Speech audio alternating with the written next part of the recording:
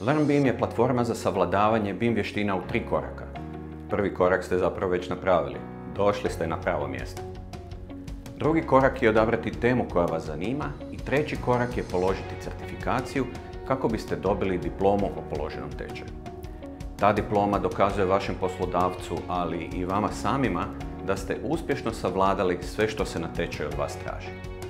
Ja sam Gianmarco Ćuršić-Baldini i srdačno vas pozdravljam i želim dobrodošlicu na ovom portalu za samostalno učenje.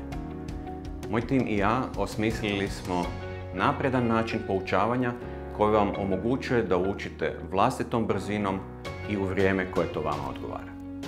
Trudimo se na optimalan način pretočiti naše višegodišnje iskustvo u vaše znanje. Na ovome mjestu možete pronaći tečajeve iz područja arhitekture, konstrukterstva, strojarskih instalacija, ali i o općenitim temama o BIM procesu projektiranja koje nisu vezane niti na jedan specifičan software. U svaku pojedinu temu ulazimo postepeno, od jednostavnijih pa sve do naprednih mogućnosti i na taj način postepeno gradimo vaše iskustvo. Dodatno na sve naše video tutoriale imate pravo i na pristup tehničkoj podršci ukoliko bi dodatno trebalo pojasniti neki dio iz upisanog tečaja.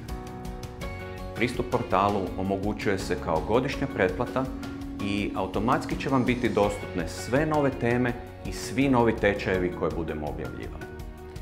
Veselim se vašem sudjelovanju i pozivam vas da svojim komentarima i specifičnim potrebama doprinesete poboljšanju naše usluge i povećanju broja tutoriala koje obrađujemo. Želim vam brz napredak uz naše video tutoriale.